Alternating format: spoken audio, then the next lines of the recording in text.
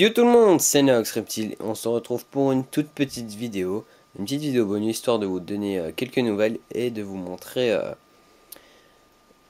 mes nouveaux néons que j'ai reçus il y a 2-3 jours. Donc, ça se passe dans le terrarium d'ambre. Donc je sais pas si vous avez remarqué, mais il est très bien éclairé maintenant. Donc ici on a la Solar Raptor. Et là c'est le néon. Donc Biolux d'Osram. Donc c'est un néon qui ne fait pas d'UV, mais par contre il reproduit donc presque à l'identique la lumière du jour. Donc c'est très pratique. Et ça rend beaucoup mieux les terrariums, surtout désertiques.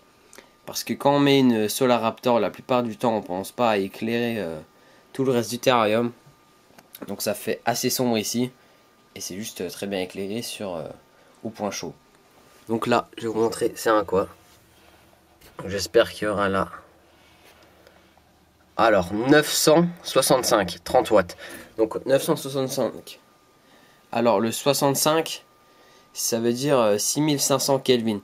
Donc c'est la température de couleur du néon. Donc c'est celle du soleil. Donc ça reproduit la lumière du jour.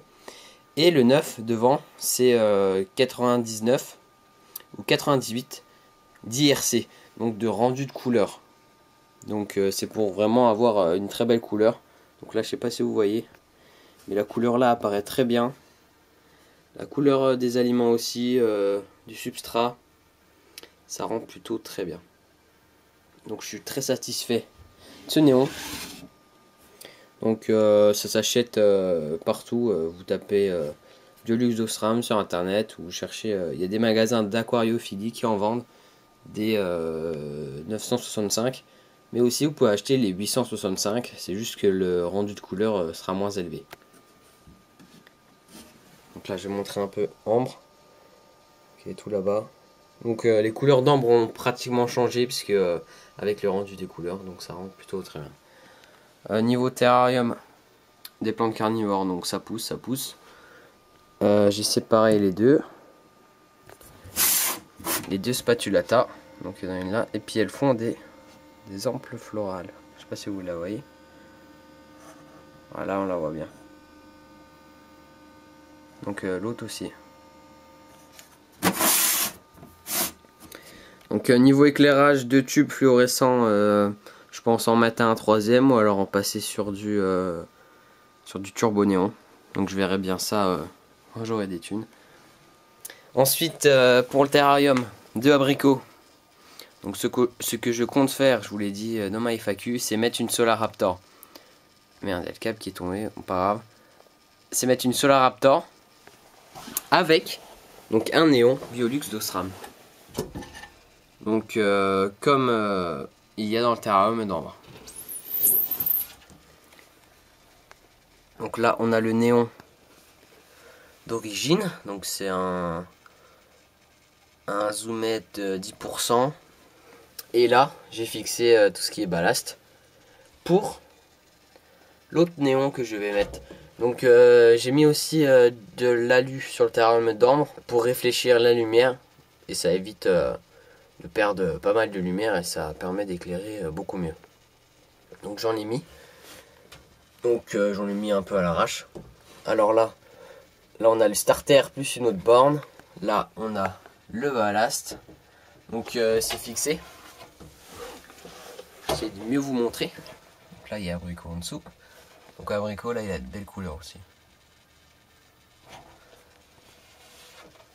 Donc ça bouge pas du tout, c'est fixé. Les câbles là sont fixés, donc c'est avec de la glu, donc pistolet à colle, c'est de la glu qu'on chauffe et qu'on fait refroidir après. Et ça tient vraiment très bien. Ici, là, les branchages. Donc je vous ai expliqué dans un de mes derniers bonus comment brancher un ballast quand on faisait les branchages soi-même. La deuxième borne est là-bas. Et tout pile ici entre les deux bornes. Donc j'ai mis le néon avant. Comme ça j'ai collé et je l'ai retiré après que tout est bien collé. Et comme ça ça fait tout pile la longueur en fait du néon qui fait 90 cm. Donc là ça bouge pas d'un pet. Hein. C'est très bien collé. Le ballast là, je vais l'enlever et je vais le mettre pour le terrarium de paprika. Donc je mettrai des UV. Je vais vite fait vous montrer aussi l'évolution de ce terrarium. Donc mon petit terrarium planté. Camure de sphaigne. Donc la sphaigne, donc là il y a les têtes qui ont pas mal poussé là. Elles ressortent du grillage. Là aussi. Donc là un peu plus haut, c'est moins bien. Et là j'ai mis une Drosera Capensis qui se développe très bien. Donc là elle est vraiment rouge.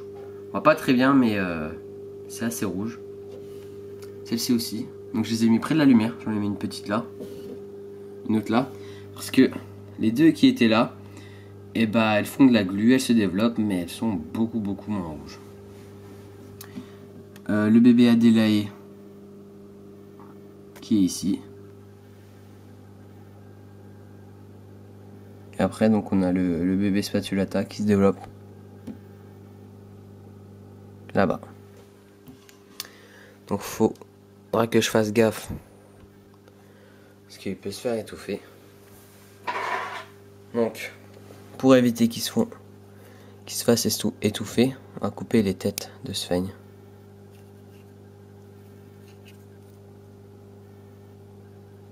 On va dégager un peu tout ça. Voilà. Donc il pousse lui aussi.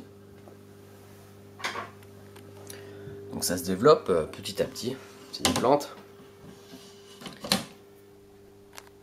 Ce que je voulais vous dire aussi, donc c'est je fais des petites vidéos en ce moment histoire de vous montrer les évolutions puis les choses que j'acquéris au fil du temps. Donc sous forme de bonus. Et les grosses vidéos arriveront pendant les vacances d'octobre. Donc je compte faire vraiment des très grosses vidéos. Donc entre 30 minutes et 1 heure au niveau des fiches d'élevage des Pogona, Piticep et des Gecko Léopard. Je donnerai des conseils et des informations très importantes. Je donnerai les conditions de maintenance, tout ce qu'il faut pour bien les élever, la reproduction, l'hivernage et l'hivernage aussi. J'espère que cela vous aidera. Et voilà, au niveau de la petite tourbière, ça se développe aussi. Donc ça pousse petit à petit pour les plantes carnivores. Et pour les reptiles, tout le monde va bien.